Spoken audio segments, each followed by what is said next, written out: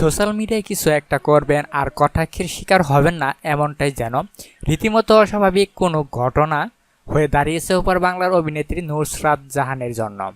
সম্প্রতি আরও একবার এমন ঘটনা সাক্ষী হলেন এই অভিনেত্রী, যেখানে ইনস্টাগ্রামে নতুন দুইটি ছবি পোস্ট করতেই অভিনেত্রীকে রীতিমতো তার পোশাক পছন্দ নিয়ে তুলোধনা করলেন নেটিজেনরা।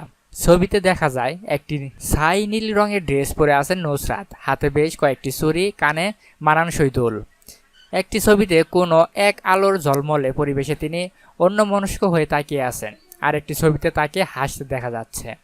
ছবিগুলো পোস্ট করে অভিনেত্রী লিখেছেন, let the light guide you, অর্থাৎ আলো আপনাকে পথ দেখাক। কিন্তু ক্যাপশনে যাই লেখা থাক তার ধার ধারেননি কেউ। অধিকাংশ নেটিজেনরাই অভিনেত্রীর পোশাক নিয়ে তুমুল সমালোচনা করেন, কটাক্ষ করেন তার রুচি নিয়ে। এক ব্যক্তি লেখেন, এটা কি রুচির দুর্ভিক্ষ দেখা দিয়েছে নুসরাতের?